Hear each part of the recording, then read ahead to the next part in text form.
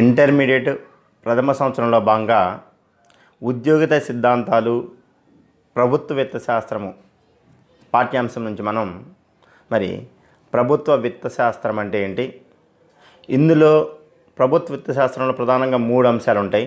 అందులో ప్రభుత్వం యొక్క ఆదాయం ఎట్లా వస్తుంది అంటే రాబడి మార్గాలు ఏంటి, అదేవిధంగా ప్రభుత్వం ఏ అంశాల మీద ఖర్చు చేస్తుంది, ప్రభుత్వం యొక్క వ్యయాలు ఏంటి, వ్యయానికి తగ్గ రాబడి లేనప్పుడు ప్రభుత్వం రుణాలు చేస్తుంది, ఆ రుణ పద్ధతులు ఏంటి, ఇవన్నీ కూడా ప్రభుత్వ విత్త శాస్త్రంలో భాగంగా ఉంటాయి. కాబట్టి ఇందులో భాగంగా మనం ఈ యొక్క ప్రభుత్వ విత్త శాస్త్రానికి సంబంధించి మనం ప్రభుత్వ ఆదాయము లేదా ప్రభుత్వ రాబడి ఎట్లా వస్తుంది, దాని యొక్క మార్గాలు ఏంటి అనే దాన్ని మనం ఈరోజు క్లాస్లో తెలుసుకుందాం. అయితే ఇది మనకి ఎగ్జామ్ ఆఫ్ యూలో ఫస్ట్ ఇయర్లో 5 మార్క్స్కి రావడానికి ఎక్కువ అవకాశం ఉన్న క్వశ్చన్గా మనం దీన్ని చెప్పుకోవచ్చు అనమాట. సో చూద్దాం. ప్రభుత్వ విత్త శాస్త్రం, దీన్ని మన ఇంగ్లీష్లో పబ్లిక్ ఫైనాన్స్ అంటాం. ఏంటి ప్రభుత్వ విత్త భావన అంటే, ఒక 2 మార్క్స్ అడిగినందుకు మనకి ప్రభుత్వ విత్త భావన అని మనం ఇది రాయాల్సి ఉంటుంది. ఏంటంటే ప్రభుత్వం యొక్క ఆదాయ వ్యయాలను వివరించే శాస్త్రాన్ని మనం ప్రభుత్వ విత్త శాస్త్రం అంటాం. అంటే ఇక్కడ ప్రభుత్వానికి ఎట్లా ఆదాయం వస్తుంది, ప్రభుత్వం ఏ అంశాల మీద ఖర్చు చేస్తుంది, సో ఈ అంశాల గురించి పరిశీలించేది మనకి ప్రభుత్వ విత్త శాస్త్రము. ఇక్కడ ఈ ప్రభుత్వం అనే పదం అనేది మనకి కేంద్ర ప్రభుత్వానికి, అదే రాష్ట్ర ప్రభుత్వాలకు, స్థానిక ప్రభుత్వాలు అన్నిటికి కూడా వర్తిస్తుంది ఈ యొక్క విత్తం అనేది. సో కాబట్టి ఇక్కడ ఈ ప్రభుత్వ విత్తం అనేది ఆదాయ వ్యయాలనేది అది కేంద్రానికి సంబంధించి ఉండొచ్చు, లేదా రాష్ట్రానికి సంబంధించి ఉండవచ్చు, లేదా స్థానిక ప్రభుత్వాలు కూడా సంబంధించి ఉండవచ్చు. అయితే మన యొక్క ఆర్థిక వ్యవస్థకు సంబంధించి ఒకప్పుడు పోలీసు రాజ్యం నుంచి అంటే శ్రేయరాజ్యంగా అంటే సంక్షేమ రాజ్యము అంటే ప్రజలకి సంక్షేమాన్ని అంచే దిశగా సమాజం యొక్క మార్పు చెందే క్రమంలో ప్రభుత్వము తమ యొక్క బాధ్యతను నిర్వర్తించడం కోసం అనేక లక్ష్యాలు ఏర్పాటు చేసుకుంటుంది. దానిలో భాగంగా ప్రభుత్వం ఎట్లా ఆదాయాన్ని పెంచుకోవాలి, వచ్చిన ఆదాయాన్ని ఏ అంశాల మీద ఖర్చు చేయాలి, దాని యొక్క ఈ యొక్క ఆదాయం కానీ వ్యయ పద్ధతుల యొక్క ప్రభావం ఏంటి, ఇవన్నిటిని కూడా అధ్యయనం చేసే శాస్త్రాన్ని మనము ప్రభుత్వ విత్త శాస్త్రం అంటన్నమాట. అంటే ప్రభుత్వం ఆదాయం పెంపుదలకు ఎలాంటి చర్యలు తీసుకోవాలి, దానివల్ల వచ్చే ప్రభావం ఏంటి ఆదాయం పెంపు మార్గాల్లో, అదే ప్రభుత్వం ప్రజా సంక్షేమం కోసం కొంత ఖర్చు చేస్తుంది వ్యయము, ఆ వ్యయము చేయటం వల్ల వచ్చే ప్రభావం ఏంటి, ఇవన్నిటిని కూడా మనకి ఈ యొక్క ప్రభుత్వ విత్త శాస్త్రంలో మనం తెలుసుకోవడం జరుగుతుందన్నమాట. అయితే డాల్టన్ అనే ఆర్థికవేత్త ఈ యొక్క ప్రభుత్వ విత్తానికి సంబంధించి ఒక డెఫినేషన్ ఇవ్వడం జరిగింది. ఏంటంటే ప్రభుత్వాల యొక్క ఆదాయాలను వ్యయాలను గురించి వీటి మధ్య సర్దుబాటుకు సంబంధించిన విషయాలను అధ్యయనం చేసేదే ప్రభుత్వ విత్త శాస్త్రంగా చెప్పడం జరిగింది. అంటే ప్రధానంగా ప్రభుత్వ విత్త శాస్త్రం అనేది ప్రభుత్వం యొక్క ఆదాయ వ్యయాల గురించి పరిశీలిస్తుంది, వాటి మధ్య ఎట్లా సర్దుబాటు చేయాలి ఆదాయ వ్యయాల మధ్య, సో ఆ యొక్క అంశాల గురించి పరిశీలించే శాస్త్రాన్ని మనం ప్రభుత్వ విత్త శాస్త్రంగా చెప్పడం జరిగింది డాల్టన్. సో ఇది దీనికి సంబంధించి. అయితే ప్రభుత్వము ఎట్లా అంటే ప్రభుత్వం అనేది ఆర్థిక వ్యవస్థలో అనేక రకాల సాంఘిక ఆర్థిక అవస్థాపన సౌకర్యాలను ఏర్పాటు చేయడంలో కీలక పాత్ర వహిస్తుందన్నమాట. అంటే అనేక రకాల కార్యక్రమాలు అంటే ప్రజలకు సంబంధించిన సంక్షేమ కార్యక్రమాల ద్వారా కానీ, లేదా విద్య కానీ, వైద్యం ఇలా రోడ్లు కానీ అనేక అంశాల మీద ఖర్చు చేయడం అనేది ప్రధానంగా జరుగుతుందన్నమాట. సో కాబట్టి దేశంలో ప్రజా సంక్షేమాన్ని ఆంక్షించడంలో కావాల్సిన అవస్థాపన సౌకర్యాలను ఏర్పాటు చేయడంలో ఆధునిక ప్రభుత్వాలు చాలా కృషి చేస్తున్నాయి.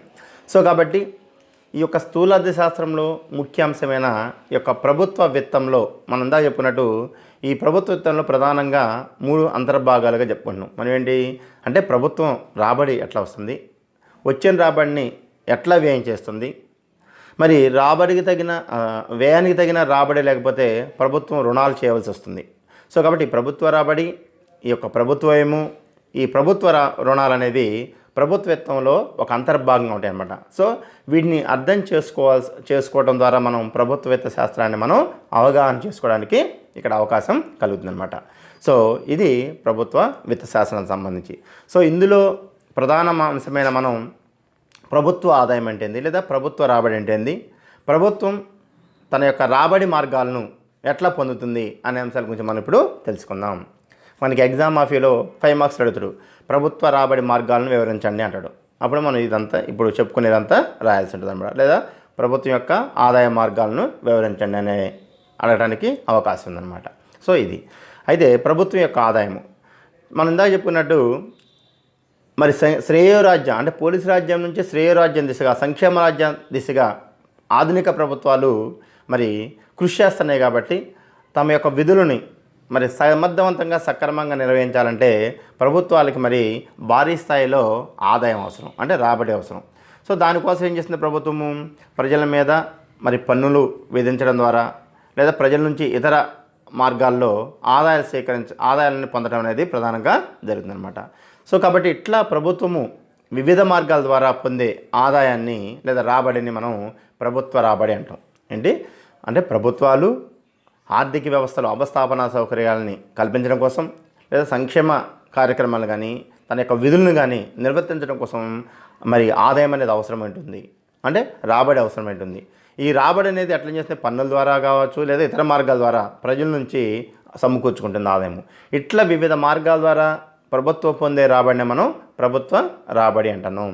సో ఈ ప్రభుత్వ రాబడి ప్రధానంగా మనం రెండు రకాలుగా వర్గీకరించవచ్చు. ఒకటేంటి పన్నుల ద్వారా వచ్చే రాబడి, రెండోదేమో పన్నేతర రాబడి. ఒకటి పన్నుల ద్వారా వచ్చే రాబడి, రెండోది పన్నేతర ద్వారా వచ్చే రాబడి. ఏంటి ఈ రెండింటి అంటే ఆ అంశాల గురించి ఇప్పుడు మనం తెలుసుకుందాం. మరి పన్ను రాబడి ఏంటి అంటే ప్రభుత్వము ప్రజల నుండి పన్నుల రూపంలో కొంత రాబడిని పొందడం జరుగుతుంది. సో ఇట్లా పన్నుల రూపంలో ప్రజల దగ్గర నుంచి పొందే రాబడిని మనం పన్ను రాబడి అంటాం అన్నమాట. అయితే మన రాజ్యాంగంలో మరి కేంద్ర రాష్ట్ర ప్రభుత్వాలు అంటే రాజ్యాంగంలో కొన్ని మనకి అంశాలు ఉన్నాయన్నమాట, జాబితాలు. ఆ జాబితాల ప్రకారము కేంద్రము మరియు రాష్ట్ర ప్రభుత్వాలు పన్నులు వసూలు చేయడానికి అవకాశం ఉందన్నమాట. సో ఈ పన్నుల ద్వారా వచ్చే రాబడిని మనం రెండు రకాలుగా చెప్పుకోవచ్చు. ఈ పన్నులని స్థూలంగా ఒకటి ఏంటంటే ఒకటి ప్రత్యక్ష పన్నులు, రెండోది పరోక్ష పన్నులు. అంటే ఇట్లా ప్రత్యక్ష పన్నుల ద్వారా పరోక్ష పన్నుల ద్వారా ప్రభుత్వము ఆదాయాన్ని పొందడం అనేది ప్రధానంగా జరుగుతుంది, అంటే రాబడిని పొందడం అనేది జరుగుతుంది అనమాట. ఏంటి అందులో ఒకటి ప్రత్యక్ష పన్ను. ఏంటి ప్రత్యక్ష పన్ను అంటే ఏంటంటే ప్రధానంగా అసలు మనకి పన్ను యొక్క తొలి భారము మరియు అంతిమ భారం రెండు కూడా, పన్ను యొక్క తొలి భారము మరియు అంతిమ భారము ఒక్కళ్ళే కనుక భరిస్తే దాన్ని ప్రత్యక్ష పన్ను అంటాం మనం. తొలి భారము మరి అంతిమ భారం అంటే ప్రభుత్వము పన్ను ఎవరి మీద ఏది విస్తుందో వాళ్ళే పన్ను కట్టేటట్టయితే వేరే వాళ్ళ మీద బదలాయించడానికి అవకాశం లేదనమాట. అంటే బదలాయించడానికి అవకాశం లేని పన్నులు మనం ప్రత్యక్ష పన్నులు అంటాం. ఎగ్జాంపుల్ ఇక్కడ మనకి ఈ ప్రత్యక్ష పన్నులని రెండు రకాలుగా చెప్పుకుంటున్నాం. చూడండి అక్కడ ఒకటి వ్యక్తులు కంపెనీలపై ఆదాయము వ్యయం ఆధారంగా విధించబడే పన్నులు. అంటే ఏంది ఎగ్జాంపుల్ దాంట్లో వ్యక్తిగత ఆదాయం పన్ను, కార్పొరేట్ ట్యాక్సు, వడ్డీపై పన్ను, వ్యయ పన్ను ఇవన్నీ కూడా ప్రత్యక్ష పన్నులు. ఫర్ ఎగ్జాంపుల్ ఇక్కడ వ్యక్తిగత ఆదాయం పన్ను అన్నాం అంటే వ్యక్తి ఆదాయం పెరిగే కొలది అతని మీద ప్రభుత్వము ఇన్కమ్ ట్యాక్స్ అంటాం మన దాన్ని, ఆదాయం పన్ను ఇన్కమ్ ట్యాక్స్ వేస్తుంది, ఆదాయం పన్ను వేస్తుంది. సో అట్లా ఆదాయం పన్ను ద్వారా ఆదాయం పొందుతుంది. అంటే ఫర్ ఎగ్జాంపుల్ ఏ వ్యక్తి యొక్క ఆదాయం అయితే పెరిగిందో ఆ వ్యక్తి మీద ఆదాయం పన్ను వేస్తే ఆదాయం పన్ను అతనే కట్టవలసి ఉంటుంది అనమాట. దాన్ని వేరే వ్యక్తికి బదలాయించడానికి అవకాశం ఉండదు. దాన్ని ప్రత్యక్ష పన్ను అంటాను.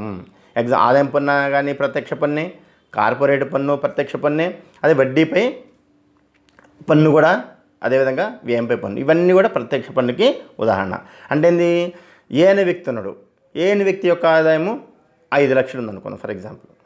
అంటే మనకి 2.5 లక్షల వరకు ట్యాక్స్ అనేది ఉండదు, ఇన్కమ్ ట్యాక్స్. అంటే ఒక పరిమితికి దాటి ఆదాయం పెరిగితే మరి ఆదాయం పన్ను మనం ప్రభుత్వానికి చెల్లించాలి. సో ఏ అనే వ్యక్తి ఆదాయము ఫర్ ఎగ్జాంపుల్ 6 లక్షలు ఉంది సంవత్సరానికి. అంటే అతని యొక్క పరిమితి 2.5 లక్షలు అనుకుంటే అంటే 2.5 లక్షలు దాటి ఉంది కాబట్టి అతనికి ఆదాయము ఆ మిగతా ఆదాయంలో సంబంధించే పన్ను వేయడం అనేది జరుగుతుంది. ఆ పన్ను అతని మీద వేస్తుంది, అంటే ఆదాయం పన్ను వేస్తుంది. దాన్ని అతను తప్పించుకోవడానికి అవకాశం లేదు. ఇంకా అంటే ఎవరి యొక్క ఆదాయాలు అయితే పెరుగుతాయో అతని మీదే పన్ను వేస్తుంది, ఆదాయం పన్ను అతనే కట్టాలి, దాన్ని ఇతరులకు బదలాయించడానికి అవకాశం ఉండదు. ఇది ప్రత్యక్ష పన్ను అంటే. సో రెండోది ఇంకా ఇందులోనే రెండో ఎగ్జాంపుల్ వ్యక్తులు కంపెనీల యొక్క సంపద మూలధన ఆస్తుల మీద విధించబడే పన్నులు కూడా ప్రత్యక్ష పన్నుల కిందకే వస్తాయి. అంటే వ్యక్తిగతంగా వచ్చే ఆదాయాల మీద కానీ లేదా వాటి యొక్క సంపద మూలధన ఆస్తులపై విధించే పన్నులన్నీ కూడా ప్రత్యక్ష పన్నే. ఎగ్జాంపుల్ సంపద పన్ను, మరి కానుక పన్ను, కానుక అంటే గిఫ్ట్కి సంబంధించి, అదేవిధంగా ఎస్టేట్ డ్యూటీస్, ఇవన్నీ కూడా ప్రత్యక్ష పన్నుల కిందకి వస్తాయి అన్నమాట. సో ఇదొకటి అనమాట. అంటే ఇక్కడ మనం ప్రధానంగా గుర్తుంచుకోవాల్సింది ఏంటంటే పన్ను యొక్క తొలి భారము అంతిమ భారం ఒకళ్ళే భరించడము. అంటే పన్ను ఎవరి మీద అయితే వేస్తామో ఆ పన్ను అతనే కట్టాలి. అదే ఆ పన్నుని ఇతరుల మీద బదలాయించడానికి వీలు లేదనమాట అక్కడ. అంటే అవకాశానికి లేదనమాట. అలాంటి పన్నులు మనం ప్రత్యక్ష పన్నులు అంటాం. ఎగ్జాంపుల్ ఆదాయం పన్ను, కార్పొరేట్ ట్యాక్స్, వడ్డీ పన్ను, తర్వాత సంపద పన్ను, కానుక పన్ను, ఇవన్నీ కూడా ప్రత్యక్ష పన్నులకి ఉదాహరణకు మనం చెప్పుకోవచ్చు అనమాట. సో ఇట్లా పన్నుల్లో ప్రత్యక్ష పన్నులు ఒకటి. ఇట్లా ప్రభుత్వము ఆదాయాన్ని సమకూర్చుకుంటుంది. ఇంకా రెండోది పరోక్ష పన్ను. పరోక్ష పన్ను అంటే ఏంటి ఇక్కడ ప్రధానము అంటే దాని యొక్క డెఫినేషన్ ముందు తెలుసుకుందాం మనం. పరోక్ష పన్ను అంటే ఏంటంటే అంటే పన్ను యొక్క తొలి భారం ఒకళ్ళ మీద ఉంటుంది, చివరిగా అంతిమ భారం మరొకళ్ళ మీద పడుతుంది అనమాట. అలాంటి పన్ను మనం పరోక్ష పన్ను అంటాం. పన్ను యొక్క తొలి భారం ఒకళ్ళ మీద, అంతిమ భారం మరొకళ్ళ మీద పడుతుంది. అంటే ఎవరి మీద అయితే పన్ను వేస్తారో అతను కట్టి ఆ పన్నుని మరి వేరే వాళ్ళకి బదలాయించడం జరుగుతుంది అనమాట. సో అలాంటి పన్నులను మనం పరోక్ష పన్నులు అంటాం. అలాంటి పన్నుని పరోక్ష పన్నులు అంటాం. ఫర్ ఎగ్జాంపుల్ ఇక్కడ ఇచ్చిన మనం వస్తు సేవలపై విధించే పన్నులు పరోక్ష పన్నుల కిందకి వస్తాయి. Example excise duty, custom duty, సేవా పన్నులు. అదేవిధంగా వస్తు సేవలపై పన్ను, ఇది కూడా ఒక పరోక్ష పన్నే. ఫర్ ఎగ్జాంపుల్ ఇప్పుడు మనం జిఎస్టీ అంటున్నాం, ఇది కూడా పరోక్ష పన్నే. గూడ్స్ అండ్ సర్వీస్ ట్యాక్స్ కొత్తగా వచ్చింది మనకి ఇది. అంటే అన్ని పన్నుల స్థానంలో ఇప్పుడు మనకి జిఎస్టీ అనేది ఒకటి రావడం జరిగిందనమాట. సో అది కాబట్టి ఇట్లా పరోక్ష పన్నుల ద్వారా కూడా ఆదాయాన్ని సమకూర్చుకుంటుంది. ఏం చెప్తున్నాం? పరోక్ష పన్ను అంటే పన్ను యొక్క తొలి భారం ఒకళ్ళ మీద, అంతిమ భారం మరొకళ్ళ మీద పడుతుంది. సో అలాంటి పన్ను మనం పరోక్ష పన్నులు అంటాను. అట్లా కూడా ప్రభుత్వము ఆదాయాన్ని సమకూర్చుకుంటుంది. ఎగ్జాంపుల్ ఇక్కడ మన వస్తు సేవలపై విధించే పన్నులు అంటున్నాం. చూడండి ఫర్ ఎగ్జాంపుల్ దాన్ని అమ్మకపు పన్ను కూడా అంటాము. దాన్ని అమ్మకపు పన్ను కూడా పరోక్ష పన్నుకి ఎగ్జాంపుల్ ఒక ఉత్పత్తిదారుడు మరి తన యొక్క ఉత్పత్తి సంస్థలో అనేక రకాల వస్తువులను ఉత్పత్తి చేసి మార్కెట్లో అమ్మడానికి సిద్ధపడతాడు, మార్కెట్లో అమ్ముకుంటాడు.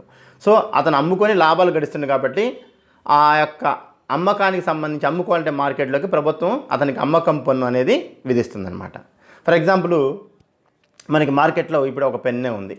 ఈ పెన్నులు తయారు చేసే కంపెనీ ఉంది. ఈ పెన్నులు తయారు చేసే కంపెనీ దీని యొక్క కాస్ట్ 4.50 పైసలు పెడుతుంది అనుకుందాం మనం. దీని యొక్క వాడికి లాభాలన్నీ కలుపుకొని ₹4.50. ఇది ఉత్పత్తి కారకాలకు చెల్లించే ప్రతిఫలాలన్నిటికి కలుపుకొని లాభాలతో 4.50 పైసలు అవుతుంది ఈ పన్ను. ఇది మార్కెట్లోకి అమ్మాలంటే ప్రభుత్వానికి ఒక ట్యాక్స్ కట్టాలి కొంత. ఎందుకంటే అతను అమ్ముకొని లాభాలు గడిస్తుంది కాబట్టి దానికి సంబంధించి ప్రభుత్వానికి కొంత అతను సొమ్ము చెల్లించాల్సి ఉంటుందన్నమాట. అలాంటప్పుడు ఏం చేస్తుంటే ఈ పెన్నును నువ్వు మార్కెట్లో అమ్ముకోవాలంటే నాకు దీని మీద ఒక 50 పైసలు ట్యాక్స్ కట్టాలి అని చెప్పేసి ప్రభుత్వం అమ్మకం పన్ను విధిస్తుంది. అప్పుడు ఏమవుతుంది? ఈ ₹4.50 పెన్ను ఎంత అవుతుంది? ₹5 అవుతుంది.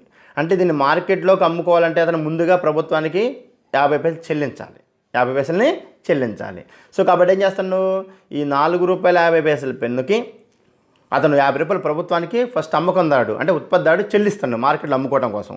అంటే మొత్తం ఏమైంది? ఇది ₹5 అయింది 50 పైసలు చెల్లించడం వల్ల. అయితే ఇది మార్కెట్లో మరి ఎంతకు అమ్ముతుండు? 4.50 పైసలకు అమ్ముతాడా? లేదు. ఏం చేస్తాడన్నా? ₹5 అమ్ముతుండు. అంటే ఏంది? ఇప్పుడు ఫస్ట్ ఏందో ఈ మార్కెట్లోకి ఈ పెన్నును అమ్ముకోవాలంటే అతను 4.50 పైసలు ప్లస్ ప్రభుత్వం విధించిన 50 పైసలు ట్యాక్స్ అమ్మకం పన్ను కట్టిండు. అంటే మొదట అతను కట్టిండు, ఏది ఉత్పత్తిదారుడు లేదా అమ్మకందారుడు. అయితే దీన్ని మార్కెట్లో అమ్మేటప్పుడు ఎవరు భరిస్తున్నారు? మరి 50 పైసలు ఉత్పత్తిదారుడు తీసి అమ్మట్లేదు, 4.50 పైసలకు అమ్మడు. ఈ పెన్ని ₹5 అమ్ముతుండు. అంటే ₹5 అమ్మేటప్పుడు ఎవరు భరిస్తున్నాడు? ఎవరైతే ఈ పెన్నును కొనుగోలు చేస్తాడో అంటే వినియోగదారుడు అతను భరిస్తాడు. అంటే మొదట ఈ పెన్నుని మార్కెట్లో అమ్ముకోవాలంటే 50 పైసలు ఉత్పత్తిదారుడు కట్టిండు. ఈ ఉత్పత్తిదారుడు 50 పైసలు ఎవరి మీద ఇచ్చిన? మళ్ళీ ఈ పెన్ను ఎవరైతే కొనుగోలు చేస్తాడో లేదా వినియోగదారుడు కొనుగోలుదారుడు అతని మీద బదలాయిస్తాడు. అంటే అతనికి ₹5 అమ్ముతుండు. అంటే ఇతను కట్టిన 50 పైసలు మొదటి ఇతను కట్టిండు. ఈ 50 పైసల తర్వాత మళ్ళీ ఎవరి దగ్గర వసూలు చేస్తాడు? కొనుగోలుదారుడి మీద లేదా వినియోగదారుడి మీద. అంటే ఇప్పుడు పన్ను యొక్క తొలి భారమేమో ఉత్పత్తిదారుడి మీద పడింది 50 పైసలు. చివరిగా ఎవరు బేర్ చేస్తున్నారు దీన్ని? వినియోగదారుడు అంటే వినియోగించేవాడు వస్తువుని లేదా కొనుగోలుదారుడు అతను బేర్ చేస్తాడు. అంటే మనకి పన్ను కడుతున్నట్టు ఈ పెన్ను కొనేటప్పుడు ₹5 అనుకుంటున్నాం, దీంట్లో పన్ను రేటు కలిసి ఉంటుంది. ఇది కనిపించట్లా కొనుగోలుదారుడికి లేదా వినియోగదారుడికి. అంటే పరోక్షంగా పడుతుంది. ప్రభుత్వం అనేది అతని మీద ప్రత్యక్షంగా ఇట్లా వినియోగదారుడి మీద, కొనుగోలుదారుడి మీద, అమ్మకందారుడి మీద వేస్తే అమ్మకందారుడు వినియోగదారుడికి బదలాయిస్తాడు ఈ పన్నుని. సో ఇలాంటి పన్నుని మనం పరోక్ష పన్ను అంటాను. అంటే పన్ను యొక్క తొలి భారం ఏమో ఇక్కడ ఉత్పత్తిదారుడి మీద పడుతుంది, చివరి భారం, అంతిమ భారం వినియోగదారుడు లేదా కొనుగోలుదారుడి మీద పడుతుంది అనమాట. ఇట్లా విధించే పన్ను మనం పరోక్ష పన్ను అంటాం. కాబట్టి అమ్మకం పనులన్నింటిని కూడా మనం వస్తు సేవలపై విధించే పనులన్నీ కూడా మనకి పరోక్ష పన్నుల కిందకి వస్తాయి అన్నమాట. సో ఇట్లా ప్రభుత్వము అంటే ఈ 50 పైసలు ప్రభుత్వానికి ఆదాయానికి రూపంలో ముందుగానే ఉత్పత్తి చెల్లిస్తున్నాను అనమాట. కాబట్టి ఇట్లా ప్రభుత్వము పన్నుల ద్వారా అంటే ప్రత్యక్ష పన్నుల ద్వారా మరియు పరోక్ష పన్నుల ద్వారా ఆదాయం పొందడం అనేది ప్రధానంగా జరుగుతుందన్నమాట. అయితే ప్రస్తుతం మనం యొక్క భారతదేశంలో ఈ యొక్క అనేక పరోక్ష పన్నులు ఉన్నాయి. కాబట్టి ఈ అనేక పరోక్ష పన్నుల స్థానంలో జిఎస్టీని ప్రవేశపెట్టడం అనేది జరిగింది. దాన్ని మనం వస్తు సేవలపై పన్ను, goods and service tax, GST అంటున్నాం మనం, కొత్తగా వచ్చింది. సో పార్లమెంట్లో ఒకసారి మనకి జిఎస్టీ గురించి 2 మార్క్స్ అడిగితే ఇది రాయాలన్నమాట. మనం ఈ యొక్క పార్లమెంట్లో మరి మార్చి 29, 2017 నాడు వస్తు సేవల చట్టాన్ని ఏర్పాటు చేసి మరి ఈ యొక్క పరోక్ష పన్నుల స్థానంలో ఎన్నిటి కలిపి జిఎస్టీ అనేదాన్ని ఒకటి చట్టం చేయడం జరిగింది. ఇది మనకి జూలై 1, 2017 నుంచి అమల్లోకి రావడం అనేది జరిగిందనమాట. సో ఇదేంటంటే ఒక సమగ్రమైన అనేక దశలు, బహుళ దశల్లో గమ్యస్థాన ఆధారిత పన్ను ఏర్పడే ప్రతి విలువపై ఈ పన్ను విధించబడుతుంది. అంటే జిఎస్టీ అనేది ప్రభుత్వానికి మొదట చెల్లిస్తుడు, ఆ తర్వాత వినియోగదారుడి మీద, ఇట్లా ఇదేంటి బహుళ అనేక దశల్లో ఈ యొక్క జిఎస్టీ అనేది విధించబడుతుంది. అంటే దీన్ని మనం సాధారణ భాషలో వస్తు సేవలపై విధించే పన్ను లేదా వస్తు సేవలు మరియు సప్లైపై విధించే ఒక పరోక్ష పన్నుగా జిఎస్టీని మనం చెప్పుకోవడం జరుగుతుంది. అంటే ప్రత్యక్ష పన్ను అట్లే ఉంది, కానీ పరోక్ష పన్నుల యొక్క స్థానంలో జిఎస్టీని ఇప్పుడు అమలు చేయడం అనేది జరుగుతుంది. అయితే ఈ యొక్క జిఎస్టీ అనేది మరి దానికి కొద్దిగా స్లాబ్స్ నిర్వహించారు. అంటే ఏ వస్తువులకి ఎంత అంటే ఒక 4 రకాల స్లాబులు నిర్వహించి ఆ 4 రకాల స్లాబుల్లో ఒక్కొక్క స్లాబులకి ఏ వస్తువులు వస్తాయి, దాని మీద ఎంత ట్యాక్స్ వేయాలి అనేదాన్ని నిర్ణయించడం జరిగింది. దానిలో భాగంగా మన దేశంలో మొత్తం 4 స్లాబులు చేశారు జిఎస్టీని. అంటే ఒక స్లాబ్లో 5%, ఒక స్లాబ్లో 12%, ఒక స్లాబ్లో 18%, మరి ఒక స్లాబ్లో 28%. అంటే కొన్ని రకాల వస్తువుల మీద 5% పరోక్ష పన్ను అంటే జిఎస్టీ, కొన్ని వస్తువుల మీద 12%, కొన్ని వస్తువుల మీద 18%, ఇట్లా వర్గీకరించి వాటి మీద పన్నులు విధించడం అనేది జరుగుతుంది జిఎస్టీలో, ఇది పరోక్ష పన్నుల స్థానంలో. అయితే ఈ యొక్క జిఎస్టీ అనేది ప్రధానంగా 3 రకాల పన్నుల్ని కలిగి ఉంటాయి ఈ విధానంలో. ఏంటి అందులో ఒకటి సిజిఎస్టీ అంటే సెంట్రల్ గూడ్స్ సర్వీస్ ట్యాక్స్, దీన్ని సిజిఎస్టీ అంటున్నాం మనం. అంటే దీనికి సంబంధించి అంతర్రాష్ట్ర అమ్మకాలపై అంతర్రాష్ట్ర అమ్మకాలపై జిఎస్టీ అంటుంది. దీన్ని కేంద్ర ప్రభుత్వం వసూలు చేస్తాయి. అంటే 2 రాష్ట్రాల మధ్య అంటే అంతర్రాష్ట్ర అనమాట. అంటే ఒక రాష్ట్రం లోపల ఏదైతే వస్తు సేవల అమ్మకాలు జరుగుతాయో వాటి మీద వేసే పన్ను ఈ యొక్క సిజిఎస్టీ. అంతర్రాష్ట్ర అంటే రాష్ట్రం లోపల, ఫర్ ఎగ్జాంపుల్ తెలంగాణ రాష్ట్రం ఉంది, ఈ తెలంగాణ రాష్ట్రం లోపల ఏదైతే వస్తు సేవల అమ్మకాలు జరుగుతాయో వాటి మీద కేంద్ర ప్రభుత్వం పన్నులు వేస్తుంది అనమాట. సో వసూలు చేస్తుంది అనమాట ఆ ప్రభుత్వాన్ని. సో ఆ యొక్క ట్యాక్స్ అది ఒక రకమైనది సిజిఎస్టీ. కాబట్టి ఒక రాష్ట్రం లోపల వస్తు సేవల అమ్మకాలపై విధించే పన్నుని సిజిఎస్టీ అంటాం. సో ఇది కేంద్ర ప్రభుత్వము వసూలు చేస్తుంది, ఇది ఒకటి. రెండోది ఎస్జిఎస్టీ. అంటే ఎస్జిఎస్టీ అంటే స్టేట్ గూడ్స్ సర్వీస్ ట్యాక్స్. ఏంటిది? అంతర్రాష్ట్ర అమ్మకాలపై జిఎస్టీ. ఏంటిది ఇక్కడ? ఇదొక రకమైనది. అంటే కేంద్ర ప్రభుత్వము వసూలు చేస్తుంది కొంత ఈ యొక్క అమ్మకాలపై, దాంతోపాటు రాష్ట్ర ప్రభుత్వాలు కూడా కొంత ట్యాక్స్ వేస్తాయి. అంటే ఒక వస్తువు మీద కేంద్ర ప్రభుత్వం కొంత అమ్మకం పన్ను వసూలు చేస్తుంది, అదేవిధంగా రాష్ట్ర ప్రభుత్వం కూడా కొంత పన్ను వసూలు చేస్తుంది అనమాట. సో కాబట్టి అంతర్రాష్ట్ర అమ్మకాలపై జిఎస్టీ, దీన్ని రాష్ట్ర ప్రభుత్వాలు వసూలు చేస్తాయి. అంటే ఇది ఒక రకమైనది. ఇంకా మూడోది ఇంటర్ స్టేట్ జిఎస్టీ, ఐజిఎస్టీ. అంటే ఇంటర్ స్టేట్ అంటే రాష్ట్రాల మధ్య, అంటే 2 రాష్ట్రాల మధ్య, ఒక రాష్ట్రానికి ఒక రాష్ట్రం మధ్య అమ్మకాలు కొనుగోలు జరిగేటప్పుడు విధించే పన్ను జిఎస్టీ అంటుంది. దీన్ని అంతర్రాష్ట్ర అంటే 2 రాష్ట్రాల మధ్య ఇంటర్ స్టేట్. అంటే రాష్ట్రాల మధ్య కనుక ఏదైనా అమ్మకాలు కొనుగోలు జరిగేటప్పుడు దాని మీద ఆ యొక్క అమ్మకాలపై విధించే పన్నుని ఐజిఎస్టీ అంటాం, అంటే ఇంటర్ స్టేట్ జిఎస్టీ. దీన్ని మాత్రం కేంద్ర ప్రభుత్వమే వసూలు చేస్తుంది. ఏం చేస్తుంది ఇక్కడ? కేంద్ర ప్రభుత్వం వసూలు చేస్తుంది అనమాట. అయితే ఈ జిఎస్టీ వచ్చిన తర్వాత ఈ రాకముందు జిఎస్టీ వచ్చిన తర్వాత ఏమో ఇట్లా వర్గీకరించడం జరిగింది. అయితే ఇది రాకముందు ఏం చేసేది, కేంద్ర ప్రభుత్వము రాష్ట్ర ప్రభుత్వాలు రెండు కూడా అనేక పరోక్ష పన్నులు విధించాయి. అంటే ఏంది, ఫర్ ఎగ్జాంపుల్ మనకి రాజ్యాంగంలో జాబితాలు ఉన్నాయి, కేంద్ర జాబితా, రాష్ట్ర జాబితా, తర్వాత ఉమ్మడి జాబితా, అవశిష్ట అధికారాలని మన యొక్క రాజ్యాంగము అనేక అంశాల మీద కొన్ని జాబితాలు రూపొందించింది. అట్లా రూపొందించేటప్పుడు కేంద్ర జాబితా ఉన్న అంశాలపై కేంద్ర ప్రభుత్వమే పన్నులు తర్వాత వసూలు చేయడము దాని మీద అధికారులు ఉండేవి. రాష్ట్ర జాబితా అంశాల మీద రాష్ట్రాలకే ఉండేదన్నమాట. కాకపోతే ఏంటంటే ఇప్పుడు వచ్చిన తర్వాత ఏమైందంటే ఈ యొక్క జిఎస్టీ ఈ రావడంతో ఆ పరోక్ష పన్నుల స్థానంలో కొద్దిగా మార్పులు అనేవి జరగడం జరిగిందనమాట. సో ఇదొక అంశము. అయితే ఈ యొక్క జిఎస్టీకి పూర్వం మనం చెప్పుకున్నప్పుడు పరోక్ష పన్నుల జాబితా అనేది కేంద్రానికి సంబంధించి వేరే ఉన్నాయి, రాష్ట్రానికి సంబంధించి వేరే ఉన్నాయన్నమాట. అంటే కేంద్ర ఎక్సైజ్ డ్యూటీ అని, ఎక్సైజ్ డ్యూటీ అని, అదనపు ఎక్సైజ్ డ్యూటీలని, తర్వాత సెస్సులని, తర్వాత రాష్ట్రానికి సంబంధించిన మూల్యానుగత పన్ను అని, కేంద్ర అమ్మకం పన్ను అని, విలాస పన్నులు, వినోద పన్నులు, ఇవన్నీ కూడా ప్రకటనలపై పన్నులు, ఇట్లా రకరకాల బెట్టింగ్పై జోదం, ఈ పన్నులన్నింటిని కూడా ఉండేవి వేరువేరుగా. ఎవరికి కేంద్రానికి సంబంధించి ఉండేవి, రాష్ట్రానికి సంబంధించి ఉండేవి. కానీ ఇప్పుడు ఏమిటి, ఈ అన్నిటికి సంబంధించి మనం 3 రకాలుగా పన్నుల వ్యవస్థని మొదలుపెట్టినాం. సిజిఎస్టీ, హెచ్జిఎస్టీ, ఐజిఎస్టీ. సిజిఎస్టీ అంటే కేంద్ర ప్రభుత్వము రాష్ట్రాల్లో అమ్మకాలపై కేంద్ర ప్రభుత్వం విధిస్తుంది. హెచ్జిఎస్టీ అంటే రాష్ట్రాల్లో అమ్మకాలపై రాష్ట్ర ప్రభుత్వం విధించే పన్నులు.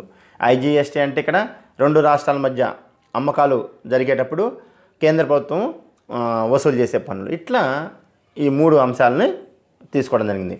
అయితే ఈ యొక్క పరోక్ష పన్నులకు సంబంధించి పై అంశాలన్నింటినీ కూడా జిఎస్టీలో తీసుకురావడం జరిగింది. సో ఈ యొక్క జిఎస్టీలో కొన్ని మాత్రము మినహాయించారు, కొన్ని రకాల వస్తు అమ్మకాలని మినహాయించడం జరిగింది. అదేంటంటే ముడి పెట్రోలియం, తర్వాత హై స్పీడ్ డీజిల్, తర్వాత మోటార్ స్పిరిట్, అంటే దీన్ని కూడా మనం పెట్రోల్గా వ్యవహరిస్తాం. అదేవిధంగా సహజ వాయువులు, గ్యాస్కి సంబంధించి, అదేవిధంగా ఏవియేషన్ టర్బైన్ ఇంధనం, అంటే మనం విమానాల్లో వాడే ఇంధనం ఏదైతే ఉందో దానికి సంబంధించి, అదేవిధంగా మానవులు వినియోగించే ఆల్కహాల్ లిక్కర్స్, ఈ యొక్క ఏదైతే ఆల్కహాల్ వాటి మీద ఈ అన్నిటిని మాత్రము జిఎస్టీ నుంచి మినహాయించారు. సో అంటే జిఎస్టీ అనేది ఏంటంటే ఇక్కడ బహుళ దశల్లో విధించే పన్ను. అంటే ఉత్పత్తి నుంచి సప్లై చివరి వినియోగదారు వరకు కూడా పెరుగుకుంటూ పోతుందన్నమాట జిఎస్టీ. సో ఇట్లా విధిస్తున్నారు ప్రజెంటు పరోక్ష పన్ను. కాబట్టి పెట్రోల్ ఇలాంటి మాత్రం డీజిల్ మాత్రం ఇట్లా కొన్ని రకాల వస్తువులు మాత్రము జిఎస్టీ నుంచి మినహాయించడం అనేది ప్రధానంగా జరిగింది. ఇట్లా ప్రభుత్వము ప్రత్యక్ష పన్నులు, పరోక్ష పన్నుల ద్వారా ఆదాయాన్ని సమకూర్చుకోవడం అనేది జరుగుతుంది. అది ఈ యొక్క జిఎస్టీకి సంబంధించి మనం పూర్తి సమాచారము మరొక జనరల్ క్లాస్లో నేర్చుకుందాం. మనకి ఇక్కడ సిలబస్లో ఉన్న వరకే మనం తెలుసుకోవడం జరుగుతుంది అనమాట. సో ఇట్లా ప్రత్యక్ష పన్నులు, పరోక్ష పన్నుల ద్వారా కూడా ఆదాయాన్ని సమకూర్చుకుంటుంది. ఇంకా రెండోది అంటే మన ప్రభుత్వ ఆదాయ మార్గాలు, రాబడి మార్గాలు 2 రకాలు చెప్పుకున్నాం. ఒకటి పన్ను రాబడులు, పన్నేతర రాబడులు అనుకున్నాం. పన్ను రాబడిలో ప్రత్యక్ష పన్నులు, పరోక్ష పన్నులు చెప్పుకున్నాం.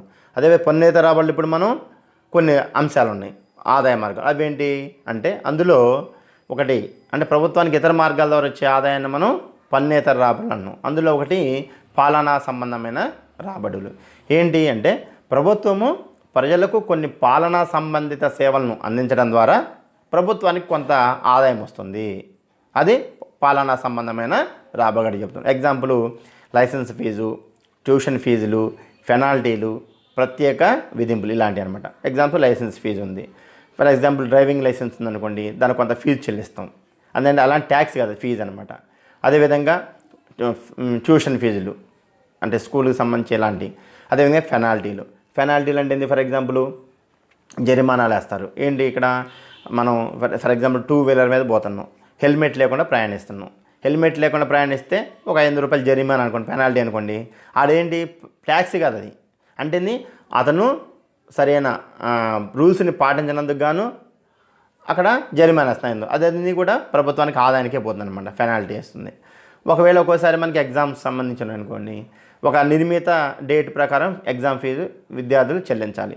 సో అది దాటిందనుకోండి ఫైన్ వేస్తారు. అంటే 100 రూపాయలు అదనంగా ఈ డేట్ వరకు, లేదా ఇంకొక డేట్ దాటితే కనుక 500 రూపాయలు ఫైను అని చెప్పేసి ఇట్లా పెనాల్టీ వేస్తారు. ఎందుకని మనం ప్రభుత్వానికి చేసే కార్యక్రమం ఇన్ టైంలో అందించకపోవడం వల్ల, సరైన టైంలో మనం దానికి రెస్పాన్స్ కాకపోవడం వల్ల మనపై కొంత అధిక మొత్తంలో పెనాల్టీ రూపంలో కొంత డబ్బుని వసూలు చేయడం జరుగుతుంది. సో ఇది కూడా ప్రభుత్వానికి రాబడిగానే ఉంటుందన్నమాట. కాబట్టి ఇట్లా కొన్ని పరిపాలనా సంబంధమైన సేవలు అందించడం ద్వారా ప్రభుత్వం కొంత రాబడి పొందడం జరుగుతుందన్నమాట. లైసెన్స్ ఫీ లైసెన్స్ ఇస్తుంది, మనకి కొంత సేవలు అందిస్తుంది కాబట్టి, ట్యూషన్ ఫీజు సేవలు అందిస్తుంది. ఇట్లా పెనాల్టీకి సంబంధించి ఇవన్నీ కూడా మనకి పాలనా సంబంధమైన రాబడుల కిందకి వస్తాయి అన్నమాట.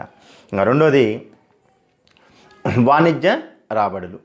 ఏంటి వాణిజ్య రాబడి అంటే ప్రభుత్వాలు వ్యాపార రంగంలో కూడా అంటే కొన్ని వస్తు ఉత్పత్తి సేవలు అందించడంలో వ్యాపార రంగంలో కూడా ప్రభుత్వాలు కొంత సేవలు అందిస్తున్నాయి. దానికి సంబంధించి తాము ఉత్పత్తి చేసిన వస్తువుల్ని మార్కెట్లో విక్రయించి రాబడి పొందడం జరుగుతుంది. అంటే ఇది వాణిజ్యపరమైన రాబడులుగా చెబుతున్నమాట. ఎందుకంటే వాటికి కూడా కొంత సంబంధించిన ఆదాయాన్ని సమకూర్చుకునే భాగంగా వస్తు సేవలు ఉత్పత్తి చేయడం అనేది జరుగుతుంది. అది ప్రజా సంక్షేమానికి దృష్టిలో పెట్టుకునే చేయడం జరుగుతుంది. So example Indian oil corporation, అదేవిధంగా బిఎస్ఎన్ఎల్ భారత సంచార నిగమ్ లిమిటెడ్, అంటే మొబైల్ సంబంధించి మనకి డేటా అంటే దానికి మనకి సర్వీస్ అందించడం, మొబైల్ సర్వీసు అంటే ఇంటర్నెట్ సౌకర్యం కానీ ఇవన్నీ బిఎస్ఎన్ సంబంధించి ఉన్నాయన్నమాట. అదేవిధంగా భారత్ హెవీ ఎలక్ట్రికల్స్, తర్వాత బిహెచ్ఎల్, రైల్వేలు, అదేవిధంగా స్టేట్ రోడ్డు రవాణా కార్పొరేషన్ అంటే రవాణా సంస్థలు, అదేవిధంగా ఎయిర్ ఇండియా. అంటే ఇప్పుడు రైల్వేలు ప్రభుత్వమే నిర్వహిస్తుంది. మనకి నిర్వహించడం వల్ల వస్తు సేవల్ని ఎగుమతి అంటే రవాణా చేస్తుంది, ప్రయాణికులకు రవాణా చేస్తుంది. దానివల్ల కొంత ఆదాయం వస్తుంది. అంటే వ్యాపార పరంగా అది చెప్తున్నాం మనం. అదేవిధంగా పెట్రోల్, ఇండియన్ ఆయిల్ కార్పొరేషన్ ఉంది, పెట్రోలియం బంక్స్ ఉన్నాయి ప్రభుత్వం యొక్క ఆధ్వర్యంలో. వాటి ద్వారా ఆ పెట్రోల్ అమ్మడం ద్వారా కొంత ఆదాయాన్ని సమకూరుస్తుంది. అదేవిధంగా బిఎస్ఎన్ఎల్ అంటే టెలిఫోన్ సౌకర్యాలను అందించడం ద్వారా ప్రజల నుంచి కొంత ఆదాయాన్ని పొందండి, వ్యాపార రంగంగా అనమాట, వాణిజ్యపరంగా. ఇట్లా ప్రభుత్వం కూడా కొన్ని రకాల వస్తు సేవలను ఉత్పత్తి చేసి వాటిని సేవలు అందించడానికి గాను కొంత ఆదాయం పొందడం జరుగుతుంది ఆ వస్తు సేవలు విక్రయించడం ద్వారా. ఇట్లా వచ్చే రాబడిని మనం వాణిజ్య రాబడులు అంటామన్నమాట. కాబట్టి రోడ్లు కానీ రైల్వేల ద్వారా కానీ బిఎస్ఎన్ఎల్ ఇట్లా కొన్నిటిని ప్రభుత్వం నిర్వహిస్తూ ఆదాయం పొందడం జరుగుతుంది. ఇదొక మార్గం. దీని తర్వాత మరి రుణాలు, అడ్వాన్సులు ఏం చేస్తుంది ప్రభుత్వము అంటే పన్నేతర రాబడుల ద్వారా సేకరించిన రాబడి సరిపోయినంత లేదనుకోండి, అప్పుడేం చేస్తుందంటే ప్రభుత్వము రుణాలు తీసుకుంటుంది.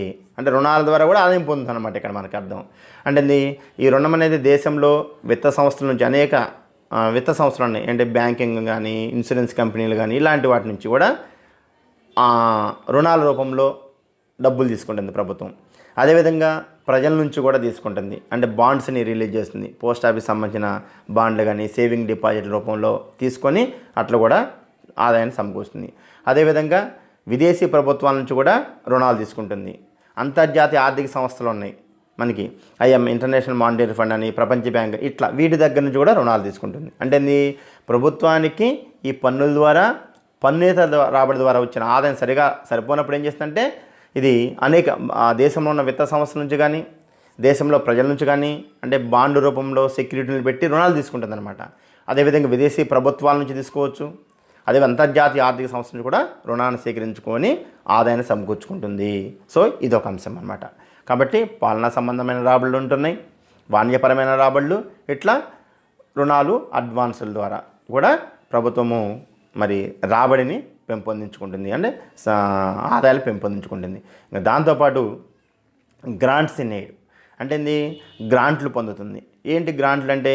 ఈ గ్రాంట్స్ అంటే కొన్ని రకాల అంటే ప్రభుత్వాలు ఒక దేశానికి మరొక దేశానికి కానీ లేదా కేంద్ర ప్రభుత్వాలు రాష్ట్ర ప్రభుత్వాలు కానీ కొన్ని రకాల సహాయం చేస్తుంది గ్రాంట్స్. అంటే ఈ గ్రాంట్లు అనేవి రెండు రకాలుగా ఉంటాయి అన్నమాట. మనం పొందిన సహాయము తిరిగి చెల్లించే వెంటే కొన్నేమో తిరిగి చెల్లించకుండానే మనకి సహాయం చేసే అవకాశాలు ఉంటాయి. వాటిని గ్రాంట్ ఇన్ ఎయిడ్స్ అంటారు. కాబట్టి తిరిగి చెల్లించే నిబంధన లేకుండా పొందేవి కొన్ని గ్రాంట్లు ఉన్నాయి. అదేవిధంగా కొన్ని తిరిగి చెల్లించవలసిన అవసరం లేదు. అంటే ఒక ప్రభుత్వం ఇంకో ప్రభుత్వానికి కొంత సహాయం ఇస్తే గ్రాంట్ రూపంలో కొన్ని రకాల వాటినేమో తిరిగి మనం చెల్లించాలి ఆ యొక్క సహాయాన్ని, కొన్నేమో చెల్లించిన అవసరం లేని గ్రాంట్స్ అనేది కూడా పొందుతుంది. ఇట్లా ఆదాయాన్ని పొందుతుంది. అంటే కేంద్ర ప్రభుత్వము ఒక్కోసారి రాష్ట్ర ప్రభుత్వాలకు గ్రాంట్లు సహాయం చేస్తుంది. అంటే ఫర్ ఎగ్జాంపుల్ మన యొక్క దేశం ఉంది భారతదేశం, ఏదైనా ఒక రాష్ట్రానికి ఇన్కమ్ సరిపోవట్లేదు, అలాంటి సందర్భంలో కేంద్ర ప్రభుత్వం రాష్ట్ర ప్రభుత్వం గ్రాంట్ని మంజూరు చేయొచ్చు. అయితే ఇందాక మనం చెప్పుకున్న ఈ గ్రాంట్ అనేది 2 రకాలుగా ఉంటుంది. తిరిగి చెల్లించే గ్రాంటు, తిరిగి చెల్లించని గ్రాంటు. ఫర్ ఎగ్జాంపుల్ ఏదన్నా ఒక రాష్ట్రానికి సంబంధించి మంచి తుఫాన్లు వచ్చేసి అక్కడ ఆర్థిక నష్టం బాగా జరిగింది ఆ రాష్ట్రానికి, అప్పుడు కేంద్ర ప్రభుత్వం వేస్తుందంటే దాన్ని ఆదుకోవడం కోసం కొంత ద్రవ్య సహాయం చేస్తుంది. దాన్ని గ్రాంట్స్ అంటాం మనం. సో ఇలాంటి గ్రాంట్లు ఏంటంటే తిరిగి చెల్లించవలసిన అవసరం లేదు ఆ సహాయాన్ని. సో ఇట్లాంటివి అనమాట. కొన్ని గ్రాంట్లు ఏమో తిరిగి చెల్లించాలి. కాబట్టి ఇట్లా కేంద్ర ప్రభుత్వము రాష్ట్ర ప్రభుత్వాలకి కొంత సహాయం చేస్తుంది, గ్రాంట్లను మంజూరు చేస్తుంది. కొన్ని సందర్భాల్లో కేంద్ర ప్రభుత్వం కూడా విదేశ ప్రభుత్వాల నుంచి కానీ అంతర్జాతీయ ఏదైతే విత్త సంస్థలు ఉంటాయో వాటి నుంచి కూడా గ్రాంట్లు పొందడం అనేది ప్రధానంగా జరుగుతుంది. అంటే కేంద్రమేమో రాష్ట్రాలకు గ్రాంట్లు ఇస్తుంది, కేంద్రమేమో విదేశీ సంస్థల నుంచి విదేశీ ప్రభుత్వాల నుంచి కూడా సహాయాన్ని పొందే అవకాశం ఉంటుందన్నమాట. ఏది మనకి ద్రవ్య సహాయం అవసరమైనప్పుడు. అయితే ఈ గ్రాంట్లు మనం ఇందాక చెప్పుకున్నట్టు 2 రకాలుగా చెప్పుకుంటాం. ఒకటి సాధారణ గ్రాంట్లు. ఇవేంటంటే ఎలాంటి ప్రత్యేక ఉద్దేశానికి కాకుండా సాధారణ ఆర్థిక కొరత ఏర్పడినప్పుడు ఇచ్చే గ్రాంట్లు. అంటే ఏంది, ఏదైనా ఆర్థిక వ్యవస్థలో మరి ఆర్థిక వనరులు సరిపోనప్పుడు ఈ యొక్క రాష్ట్ర ప్రభుత్వాల కేంద్రం నుంచి కొంత సహాయం పొందుతాయి అన్నమాట గ్రాంట్ల రూపంలో. సో వీటిని మనం తిరిగి చెల్లించవలసి ఉంటుందన్నమాట ఈ సాధారణ గ్రాంట్లు. అంటే ఒక ప్రత్యేక ఉద్దేశాన్ని కాకుండా ఆర్థిక వనరులు సరిపోనప్పుడు, ఆదాయ వనరులు సరిపోనప్పుడు, వ్యయానికి సరిపోయిన ఆదాయం లేనప్పుడు ఇలాంటి గ్రాంట్స్ని పొందడం అనేది జరుగుతుంది. రెండోది ఏంటంటే ప్రత్యేక గ్రాంట్లు. ఏంటి, ఇది కేవలం ఒక ప్రత్యేక ఉద్దేశానికి నిర్దేశించి ప్రత్యేక అవసరాలకు ఇచ్చే గ్రాంట్లు. సో ఈ ఎగ్జాంపుల్ విద్యా గ్రాంట్లు, కుటుంబ నియంత్రణ గ్రాంట్లు మొదలగునవి. లేదా తుఫాన్లు ఏదైనా సంభవించినప్పుడు కానీ ఆ రాష్ట్రంలో మరి లేదా కొన్ని విపత్కర పరిస్థితులు వచ్చినప్పుడు కానీ సహాయం చేస్తున్నారు ప్రత్యేక గ్రాంట్లు అనమాట. ఈ గ్రాంట్ని ఏం చేయాలి, ఏదైతే విద్య కోసమే సహాయం చేశారనుకో దాన్ని విద్య కోసమే ఖర్చు పెట్టాలి. అంటే మిగతా అంశాల వైపు వాటిని ఉపయోగించకూడదు అనమాట. సో అంటే దేని పర్పస్ అయితే ఇచ్చిందో ప్రభుత్వాలు సహాయం చేసిందో గ్రాంట్ రూపంలో ఒక రాష్ట్ర ప్రభుత్వానికి కేంద్ర ప్రభుత్వము, లేదా ఒక కేంద్ర ప్రభుత్వానికి ఇతర విదేశాలు కానీ లేదా విదేశీ మన అంతర్జాతీయ విత్త సంస్థలు కానీ దేని పర్పస్ అయితే సాయం చేసినా వాటి కోసమే ఖర్చు పెట్టాలన్నమాట. వీటిని ప్రత్యేక గ్రాంట్లు అంటాం. సో ఇలాంటి దాదాపుగా తిరిగి చెల్లించిన అవసరం లేదనమాట. అదే కాకుండా సాధారణ ఆర్థిక వనరులు కొరత ఏర్పడినప్పుడు ఇచ్చే సాధారణ గ్రాంట్లు ఏదైతే ఉంటాయో వాటిని మనం తిరిగి చెల్లించవలసి ఉంటుందన్నమాట. ఇట్లా మనకి ప్రభుత్వము ఆదాయాల్ని సమకూర్చుకుంటుంది. అంటే తన యొక్క పరిపాలన కొనసాగించడం కోసం, సంక్షేమ కార్యక్రమాల అమలు కోసము, అవస్థాపన సౌకర్య అభివృద్ధి కోసము, అనేక రకాల విధులు నిర్వర్తించడం కోసము ప్రభుత్వానికి ఆదాయం అవసరమవుతుంది. కాబట్టి ఇట్లా ఆదాయాన్ని సమకూర్చుకుంటుంది. వాటిని మనం పన్నుల రూపంలో ఆదాయం అంటున్నాం, ప్రత్యక్ష పన్నులు, పరోక్ష పన్నులు అంటున్నాం. ఆ పరోక్ష పన్ను స్థానంలో ప్రజెంట్ జీఎస్టీ వచ్చింది అంటున్నాం. అదేవిధంగా కానీ పన్నేతర రాబడిలో మరి పాలనా సంబంధం కానీ, వాణిజ్యపరమైన కానీ, లేదా రుణాలు తీసుకోవడం కానీ, ఈ గ్రాంట్స్ రూపంలో కానీ మరి ప్రభుత్వాలు ఆదాయం అనేది పొందడం జరుగుతుంది. కాబట్టి వీటన్నిటిని కూడా మనం ప్రభుత్వ రాబడి మార్గాలుగా చెప్పుకోవచ్చు అనమాట. సో ఇట్లా మనం ఎగ్జామ్లో ప్రభుత్వం యొక్క రాబడి మార్గాలు అంటే ఇవి మనం రాయాల్సి ఉంటుంది. Okay, thank you.